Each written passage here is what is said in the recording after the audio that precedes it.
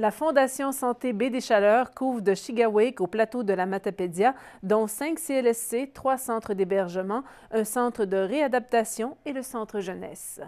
Bien sûr, notre mission, c'est de répondre aux besoins en soins de santé de la population. Et qui est mieux placé pour les connaître, c'est l'établissement. Donc, nous, on s'arrime aux besoins de l'établissement, sans toutefois ignorer les opportunités au travers de ça, mais les besoins viennent de l'établissement et c'est à la suite d'une réunion d'un comité de priorité qui, par consensus, établit une liste d'équipements, de projets à réaliser. L'équité vient du fait de la priorité des besoins. Okay.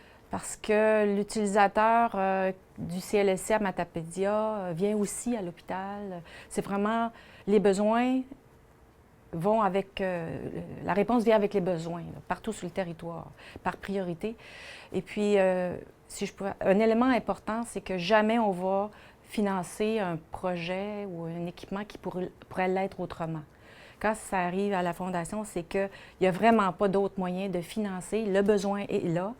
Et souvent, c'est relié à du développement, de l'ajout de services parce qu'il y a des nouveaux besoins ou des changements technologiques que l'établissement n'est pas capable d'assumer ou n'a pas les budgets d'assumer dans l'immédiat. Vous avez investi combien cette année? 262 500. Est-ce que c'est une bonne année? Est-ce que c'est notre année record. Ah, mais bravo! Ouais. Mais c'est pas fini, on a des engagements. Au moment de terminer la dernière année financière, au mois de mars, on avait comme 600 000 d'engagement. Il faut travailler fort. C'est la nouvelle là, qui était aménagée ici, d'ailleurs grâce à un don d'une dame de Maria, Mme Deslauriers. Ça fait 4 ans, en fait, que ce projet-là était en marche. Et pour toutes sortes de difficultés techniques, a été remis et a pris du temps, mais aujourd'hui, on est d'autant plus fiers que ça soit complété et qu'elle est disponible pour les mamans et pour les familles et pour les nouveaux petits bébés. On a investi 100 000 $, mais le coût du projet s'élève à plusieurs centaines de milliers.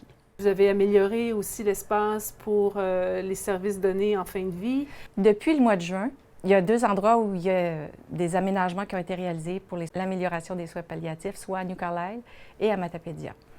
On peut retrouver un espace, une chambre avec vraiment un aménagement paisible et serein avec des commodités pour que les personnes puissent passer du temps agréable avec leur famille. Et il y a aussi adjacent un endroit aussi pour les familles, même avec des chambres où ils puissent récupérer et passer certaines nuits avec les patients en fin de vie. En dermato, c'est la même histoire. Il y avait 2 ans d'attente pour les patients, jusqu'à 2 ans d'attente.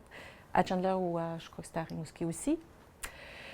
Alors, on a accepté le projet, on a fait une levée de fonds, on a ramassé 250 000, autour de 230 000.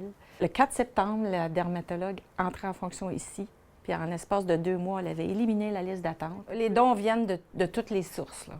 Il y a des grands donateurs qui nous supportent depuis des années et qui fait qu'on réalise des grands projets, mais il y a aussi l'ensemble de la population qui fournit chacun des dons peut-être plus modestes, mais qui finissent par constituer une base de revenus qui fait que la Fondation est toujours là. Vous faites des levées de fonds aussi? Oui, sur des projets précis, mais aussi pour appuyer la mission, la réponse aux besoins qui se présentent au fur et à mesure. Le vrai succès, c'est pas dans les montants qu'on ramasse puis les montants qu'on investit.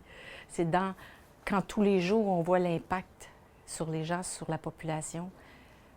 Ça, c'est une vraie réussite.